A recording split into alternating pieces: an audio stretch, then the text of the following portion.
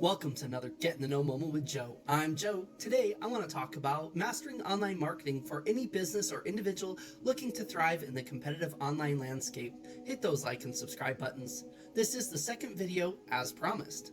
So you want to distribute your content across various platforms and channels and watch as it attracts and retains your ideal customers.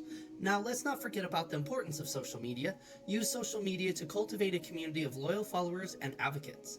Engage with your audience, respond to their comments, and provide valuable insight. Be authentic and be consistent, and watch your online presence grow. I know I've seen mine. Lastly, don't underestimate the power of data and analytics. Monitor your online marketing efforts, track metrics, and adjust your strategies accordingly. Study your audience's behavior, preference, and trends to optimize your marketing campaigns and achieve remarkable results. Remember to hit those like and subscribe buttons, ring that bell, check out my links in the description for all my online opportunities and the things I'm doing on social media. Leave me a comment, and as always, get in the know with Joe.